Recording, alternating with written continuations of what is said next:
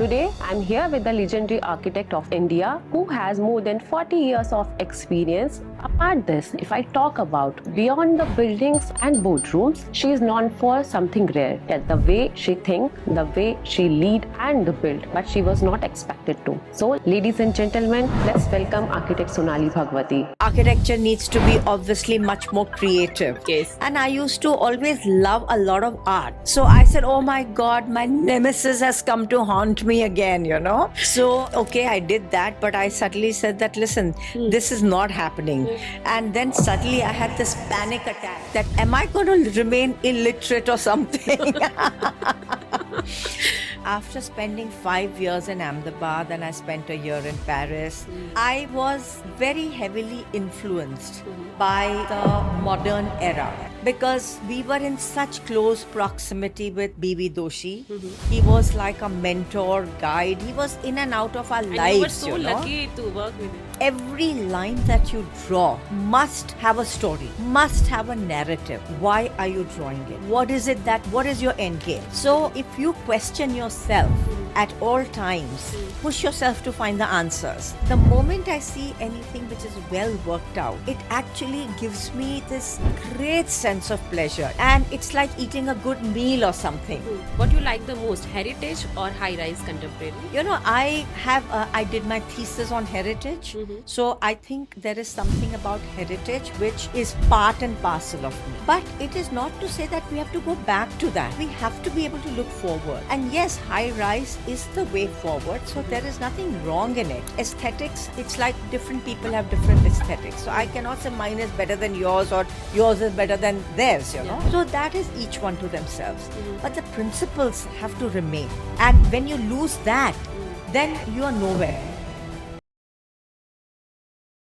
Welcome everyone, I am Vitesh back with the new episode of Built Mind. Today, I'm here with the legendary architect of India who has more than 40 years of experience in the field. She is graduate from the CEPT University and then trained under B.V. Doshi and Bernard Kahn. She got the scholarship from Reputed Institute of Paris and then she came back to India and co-founded DPA. Yes, you guessed it right.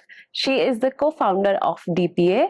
Started as a small studio, but now this is the India's one of the biggest firm which has been completed more than 200 projects. When I talk about her awards and recognitions, I will not able to count. She is the inspiration of every woman architect in India. She is the most celebrated architect and she has been served Delhi Urban Art Commission for 2 tenures and got the G. Tejas Award for the Young Architect of the Year. Apart this, if I talk about beyond the buildings and boardrooms, she is known for something rare. That the way she think, the way she lead and build, but she was not expected to. So, ladies and gentlemen, let's welcome architect Sonali Bhagwati.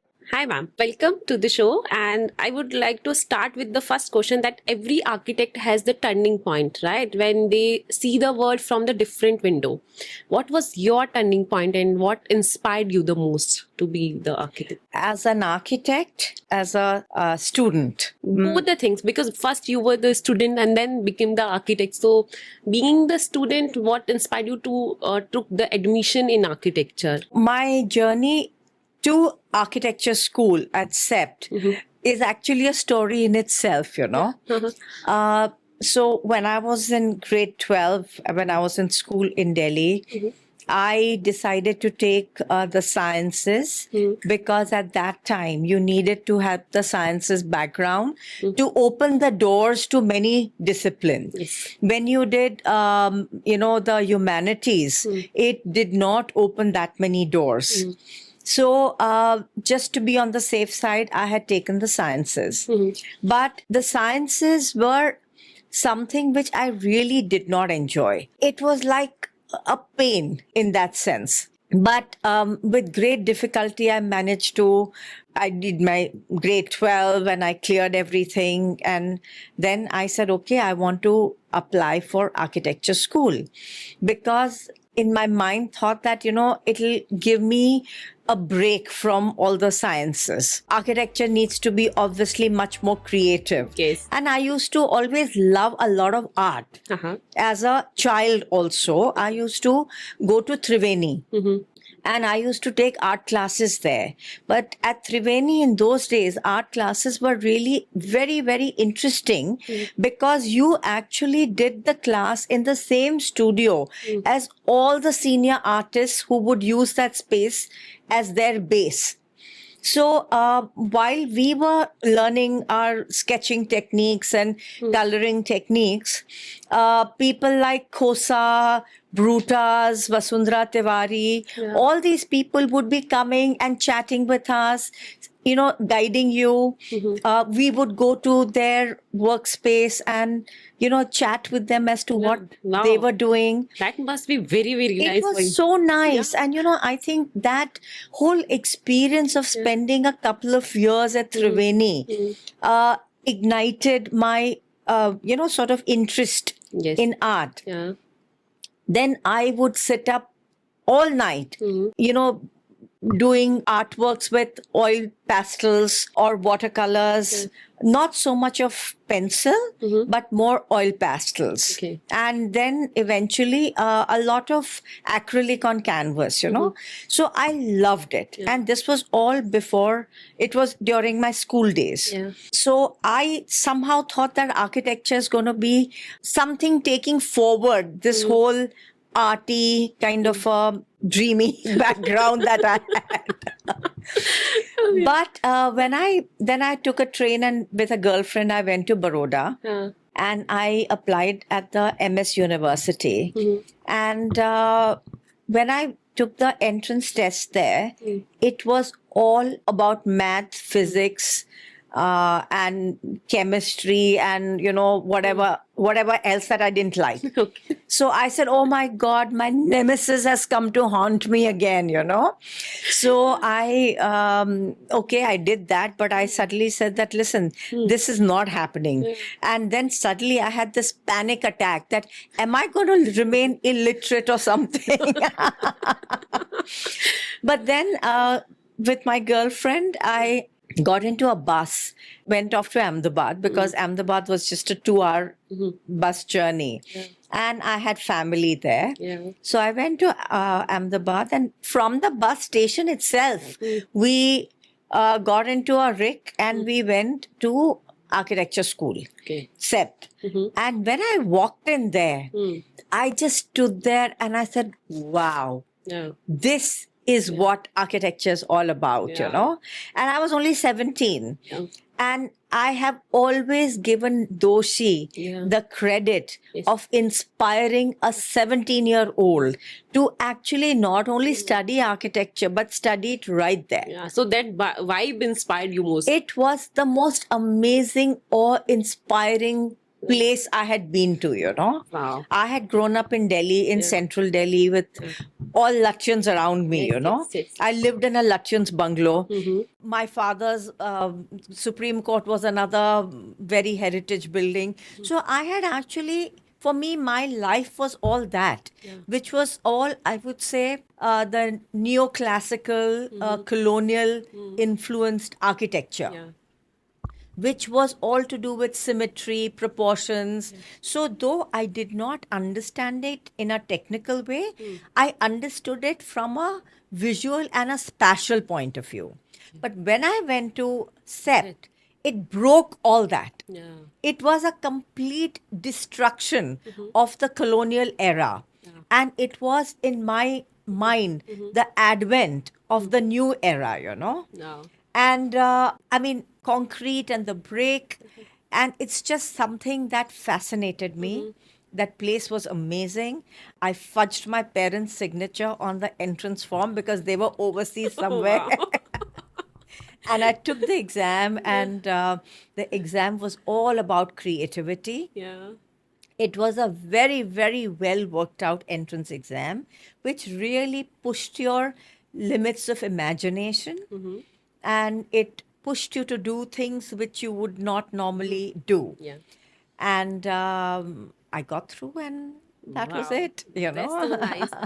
And after your graduation, when you started your DPA, like it was initially delay, then what was your point of view at that time? That the kind of projects you are going to pitch to the clients and the space you are going to make in the fraternity. How was your thinking at that time when you started with this? So, So I'll tell you, after spending 5 years in Ahmedabad and I spent a year in Paris, I was very heavily influenced by the modern era yeah. because we were in such close proximity with B.B. Doshi. He was like a mentor, guide. He was in and out of our And you were lives, so you know. lucky to work with him. I Yeah. mean, to me, like every minute spent in Yeah. architecture school with Doshi Yeah. was precious. Yeah. In fact, I today really like looking at the picture when he's sitting for my jury, you know, Yeah. and I'm actually presenting my Work. project to Yeah. him. So it was a wonderful experience. And being in that close proximity with people like Doshi, Raje, KB Jain, you actually grew up examining the principles of architecture. You went into the theory of architecture. You went into the history of architecture, of how things evolved, what was the thought process, the various schools, the D style school, there were lots of schools of thought. So we grew up with all these discussions around us, you know. And with that influence, when we came into the real world, obviously that influence was in our DNA. Yeah. And a lot of the work that we started doing was heavily influenced with that, and rightly so. And I think that gave us a very good grounding because I would say for a couple of years we were influenced, but then we started breaking out and actually taking things forward because life is all about progression. Yeah. And unless you progress, unless you evolve, you would, sort of stagnate. Yeah, absolutely. So we also evolved, but the principles that we learned as students stood us in great stead Yeah. because they were the grounding principles. Even today, when I draw something, I'm always looking at the balance. I'm always looking at proportions, scale, volume, so there are these things that continuously influence what you do. And I think that's what puts ordinary apart from good, you know. Yes. So when you do things without thinking, you just sort of slap on something, put it together, and let it go. It is going to say that. But when you think it through, because our professors always said that every line that you draw must have a story, must have a narrative. Why are you drawing it? What is your end game? So if you question yourself at all times, you will push yourself to find the answers, and you will push yourself to create the right product.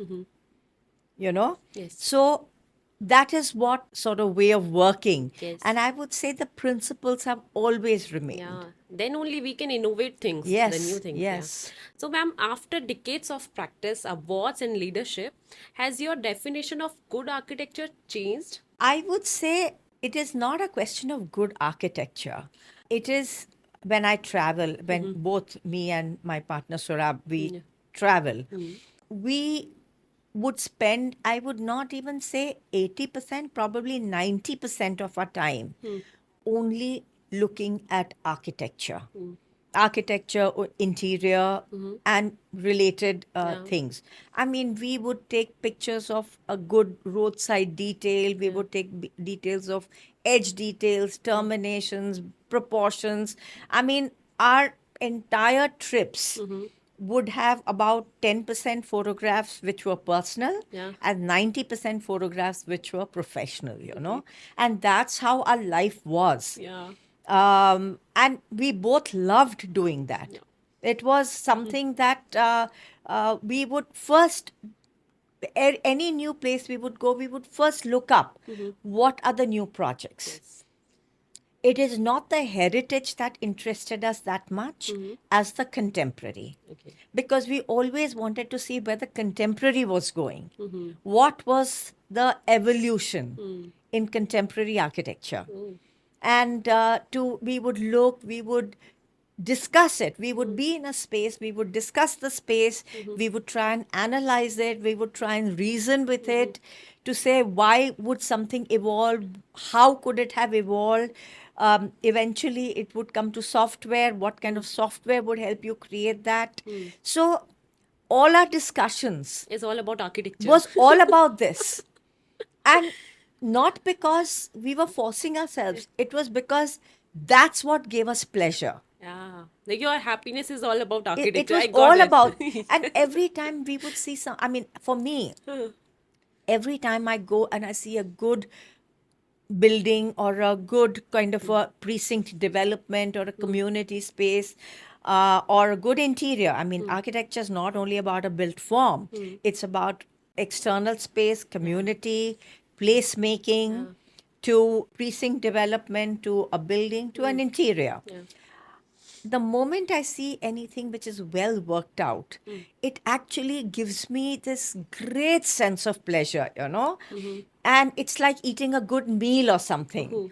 And I just want to sit and like art when you want to sit and look at it because it's just giving you pleasure. We would both sit and we would both feel the space and we would just take it in and enjoy, It was like one of our biggest sources of pleasure. Yeah. Oh, lovely. Ma'am, now this is the question from one of my students. When you walk into a new site, what is the very first thing you notice as an architect and as a human being also? So, see, a site cannot be looked at in isolation. It's not a piece of land in space. Yeah. It is in a context. So, first of all, what is extremely important is to actually look at the context. And that is something that we learned even in architecture school. That they used to make us do studies of the inner city, urban developments. This is to understand that how are you approaching the site? What is happening around it, what is the land use around it, what is the density around it, what are the built forms around it, is there any heritage, any road structure. So these are multiple things that which even before you actually look at the site, you have to look around it. You have to see what is actually governing that. Yeah. And you also should spend some time on your side. Yeah. Yeah. And so you first understand where you are building, Yeah. for whom you're building, what is it that you're going to achieve over there. Yeah. So that's what is important. You look at your sun direction, you look at your orientation, you look at if there is any market around, what is the kind of movement that is happening. Is it vehicular? Is it pedestrian? Is it, whatever kind of things which are around. And then you come to the site. Then, of course, you see in terms of your, the site boundaries, your topography, what kind of biophilia it has, because biophilia and trees are extremely important. I always say that a building can be made, but a tree can't be grown. In the sense that what a mature tree can give you, it's irreplaceable. So, trying to see if there are any mature trees on the site is very important. And if one has the option, it would be very nice to work around that. Or at least try and save a substantial number of trees, wherever it's possible. So I think and then you see, of course, the sun direction, the kind of orientation your building can achieve, whether it should be a single mass, it should be 2 masses, 3 masses, connected, not connected. So these are the kind of things which you evaluate once you see the site itself. There are a lot of things that you feel intuitively when you actually see a site. Yeah. And you suddenly feel that, no, this should be like this. Yeah. So Absolutely. it's very difficult to pinpoint that, but it's a kind of a intuitiveness that comes when you are doing a site visit. And then you start looking at the parameters of the site, which means all your setbacks, your massing, your ground coverage, all the building parameters. And then you start evolving your built form. Yeah. Now, I would like to ask you about the architecture education in India, because decades ago, when you went to your school, you were impressed with your school only. That was so nice a story you told me today only. So, I would like to know what is your point of view if we are thinking about the education, architecture education basically in India, because syllabus and the people are not teaching or reading the same things. What is innovative techniques are in the market right now? So what you would like to say about it? So I'll tell you, an architecture school, Yeah. I always felt ever since I stepped into SEPT, needs to talk about architecture. Yeah. I was absolutely shocked. Actually, the reason I got into SEP, but in the initial, I would say for the first few days, obviously, I was 17 years old, I was becoming a bit homesick. So I also applied at SPA Delhi.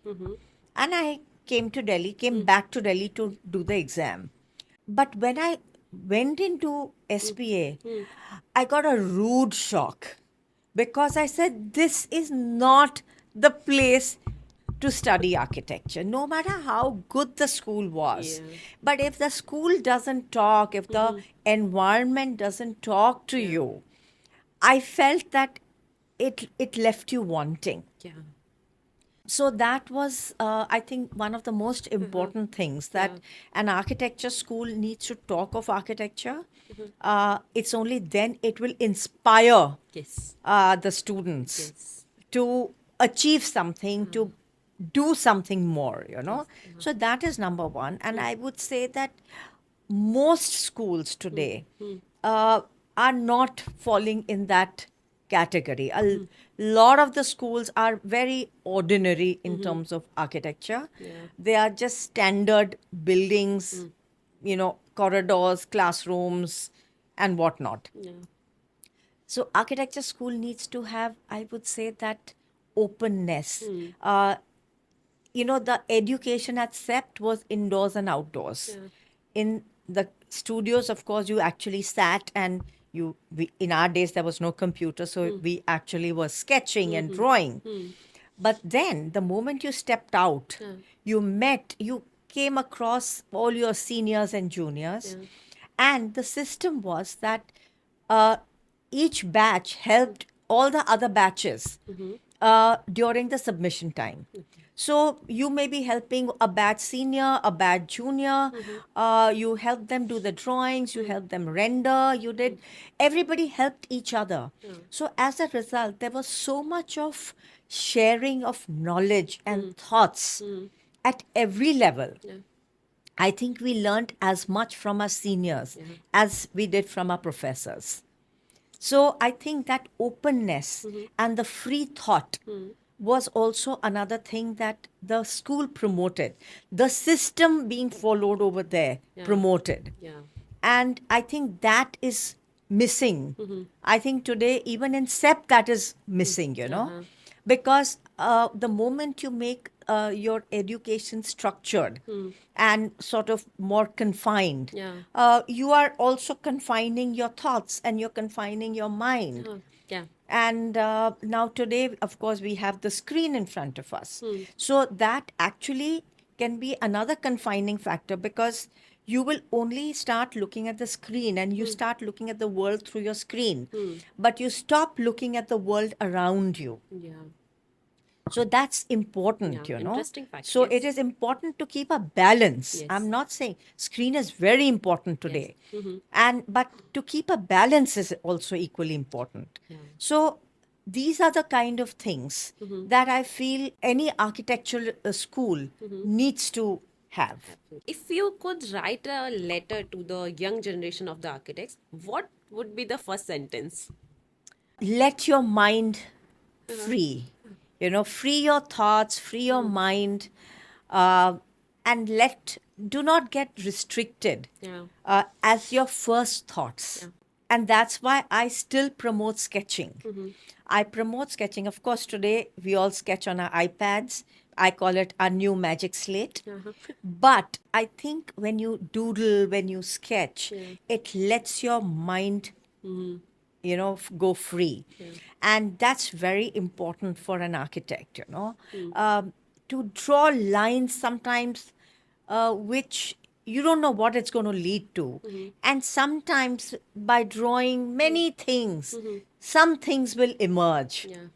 And then you start fine tuning them. And that was something that I always enjoyed. Yeah. I still remember this building that we did in Okhla. It's an office building. I started just sketching lines. And actually, out of those sketches emerged a facade. Yeah. So if I had not done that, it would have been a simple, straightforward facade. Yeah. Efficient, clean, nothing wrong in it. But it's the drawing that broke that and created the randomness, the fluidity, sometimes the kind of unstructured approach has its own story. Yeah. So that's what is important. Okay. So let your thoughts be free Yeah. without, I would say, like, let your mind be free Yeah. and your head is held high Yeah. Yeah. and your thoughts are without fear. So, ma'am, this is the era of social media, as Yeah. you know, right? And there are so many youngsters who are just fighting to promote themselves on the social media. They are not getting good resources or something else. And for me, you are the most celebrated architect of India, and you inspire lots of women who are doing really good, right? So, what you want to say to them who are just struggling with the social media, what they should do? Are they focus like should they focus on the social media or the work or something else? How to like what can be the way to promote themselves? So I'll tell you, I think social media is Yeah. a very, very good medium, if you ask me. But often it is not used for the right purposes. Because a lot of the younger people want to promote themselves on social media, which is great, but without adequate body of work, which I don't agree with. So I think you have to create your body of work before you go on social media and only talk with substance. Do not talk in the air, Okay. which is very, very important. And I think also social media should be used for promoting lots of different thoughts. Yeah. Like for example, one of somebody I know who used to be a couple of years senior to me at architecture school. He's a landscape architect in Ahmedabad, and he talks a lot about public spaces. Yeah. Yeah. So that's wonderful. I love listening to that. If what I like to do is I like to take, because I'm very passionate about fixing the public domain, I like to look at different public areas and then do a photo montage of what the same space can be with a few bits of intervention. Yeah. And it can change the entire face. It can actually promote mobility, pedestrian mobility, it can promote safe travel, a lot of different things. So I think social media should be used. Of course, it's very nice to promote your work, but to promote beyond your work, Yeah. to promote what you intend to do at a larger scale, for the larger, what I would call the greater good of the community, for the greater good of the city, for the greater good of humanity. So to me, that is where social media is best used. That will be the last question of this podcast.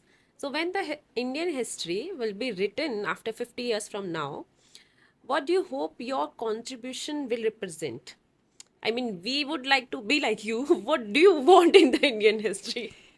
In the Indian history, I think what I would like very much Yeah. is I grew up in a city when I was a child. Yeah. Okay, it was a very restricted area because I grew up in central Delhi. For me, I thought all of Delhi was Lachin's Delhi. Yeah, yeah. I did not know that something existed beyond that, you Yeah. know. But the kind of ease that I grew up with, cycling to the market, cycling to school, cycling to friends' homes, we never got to use the car. Yeah. We cycled everywhere, we walked everywhere. So I think somewhere that kind of creating those kind of urban environments is very essential. Yeah. Our old heritage cities, where you had your the main streets had your commercial, the inner streets had residential or smaller commercial. You had the residential just behind that with the courtyards. Yeah. And your schools were around, your family was around, your community was around.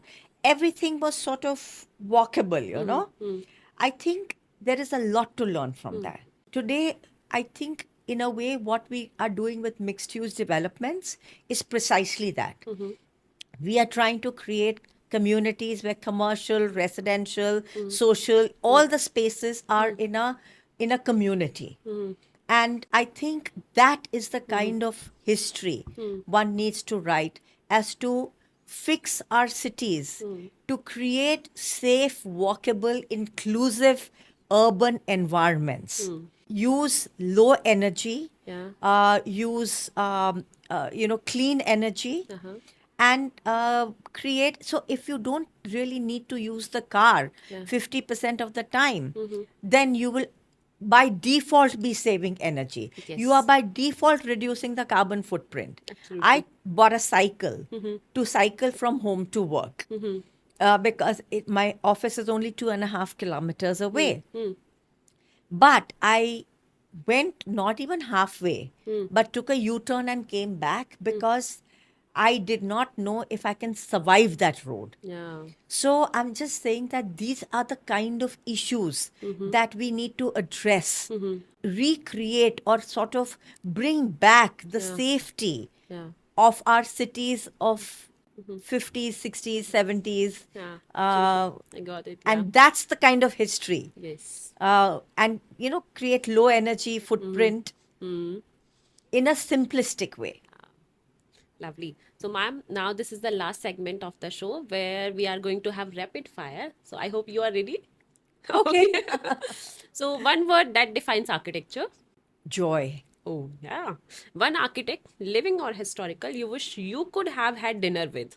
Well, I have had dinner with one person who I really Uh-huh. enjoy being with. I enjoyed. Okay. And that was Mr. B.B. Doshi. Oh, lovely. The other person I think would be an architect would be probably IMP, Oh, okay.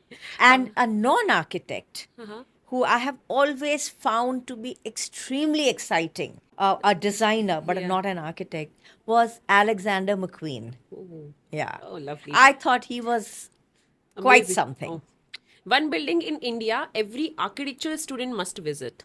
I think our Rashtrapati Bhavan is something which is definitely, I would say that entire the India Gate axis and the Rashtrapati Bhavan, I mean, that whole central vista Yeah. is something which is quite a unique. Yeah. It's one of the best axes in the world today. And that is something that an architecture student definitely must visit. Another very nice place that an architect must visit, if you ask me, is the new Thapar University that we have done at Patiala, which we've done with our partners from Ireland, Valerie and Ruth. Yes, ma'am. Everybody is talking about that project. And I think the learning laboratory Yeah. is definitely it's got the same passion and the same kind of I would say emotional experience as Sept was to me at 17. This is today. Oh, Yeah. wow. Okay. One city in the world that inspires you the most. You know, I have a little bias because I lived in Paris. Uh-huh. So I always have a bias towards Paris Okay. because to me, every part of that city where I lived was intoxicating. And not just the city, but everything about it, the way we lived, the way every part of it, you know. So it just got into my DNA. Yeah. So that is something which is, I would say, something which is a source of joy. It's a place which gives me, like, you know, where I just want to be there, experience it, do everything that I did in my student days, Yeah. and that gives me joy. The other city, which I feel is so exciting, but not as beauty, Paris is for beauty, Yeah. is Manhattan. Uh-huh. Because Manhattan is like a melting pot Yeah. and it has something for everyone, you know. So I think as a urban Yeah. organism, Yeah. it is amazing. Mm-hmm. Thanks. And it promotes pedestrianization, it is an animal on its own and very difficult to replicate, or no one can recreate it. What you like the most, heritage or high-rise contemporary? You know, I did my thesis on heritage, so I think there is something about heritage which is part and parcel of me, and I don't think it can ever get out of me. But it is not to say that we have to go back to that. We have to be able to look forward. Yeah. And yes, high rise is the way forward, so there is nothing wrong in it. Uh-huh. But it's important to make sure that you learn the lessons from heritage, the way a human being likes to function, how a community should be, how a precinct should work. So, those are the kind of lessons that it's very good to learn from our heritage. And then to see that when we create a modern day environment, are we are we making it successful or are we making it high energy? You know, so that is the kind of place where I feel heritage is a teacher for our future. Okay. What Sonali Bhagwati would like the most? The minimalism or the luxury? I don't think I'm minimalistic, Yeah. but I like the tonality of minimalism. Okay. That there is something about the tonality and the textural approach of minimalism which is very nice. It's very mature. Yeah. Maximalism, on the other hand, I wouldn't call it luxury. I'm calling it maximalism. Okay. Can be very nice if it doesn't go out of sync. Uh-huh. A lot of people, in the attempt to do luxury, resort to maximalism, Yeah. which is random, Yeah. which is not balanced, which is not well thought through. So, lots of things are put in which give you that feeling of luxury, but it does not have longevity or any depth of space. Yeah. Sometimes I think that luxury is subjective because it's all about feeling, how you are going to feel in that particular space. So luxury is that. Yeah. Yes. So work-life balance, myth or reality? Quite a myth. Because I think when you're working, Yeah. I have spent my whole life, I mean, whether at work or at home, Yeah. working. You were working all the time. Yeah, yeah. And there's nothing wrong in it. Yeah. Okay. So that's fine. And my father was like that. My sisters are like that. So we are all like that. You're working. Okay. So one word for the future of Indian architecture. I think future of Indian architecture, there are two or three things that I want to say. Uh-huh. One is that we need to be able to create good architecture, which today is becoming very few and far between in this race to lower fees. Because at the end of the day, unless you are paid, you are not going to be able to give your time. Yeah. And in this whole race of architects undercutting each other, you are actually just spoiling yourself Yeah. because you are not giving yourself an opportunity to think a building through, to think a project through. You are not going to be able to spend time to design it properly, whether it's an interior, whether it's a architecture, whether it's an urban space, whatever may be the case. It requires time to work it out. It requires time to put it together and think it through. So this is actually a very bad practice that has started, and all the clients capitalize on it. So I think this is something for the profession to think about, that don't do this to yourself. Look at putting in the right amount of time for a project, yeah. and do it right. So that is something which is number one on my agenda for to tell any architect, or as a future of architecture. And secondly, I think what is important is to, besides looking at your own building, see, aesthetics. It's like different people have different aesthetics. So I cannot say mine is better than yours or yours is better than theirs, you know. So that is each one to themselves. But the principles have to remain. Yes. And when you lose that, then you are nowhere. Yes. Sometimes something is being designed without the basics of circulation or basics of parking, or there's no proper light. I mean, there are so many things which are completely ignored. And that's what is making our architecture very mediocre today. So we need to be able to rise and actually bring back the good architecture that we are capable of. Yes. Absolutely. And I mean, why is it today that somebody is willing to pay a fancy price for a international firm to come in? Because they will command that price. But not for an Indian firm, because they can be bullied. So that is where our architecture is becoming mediocre.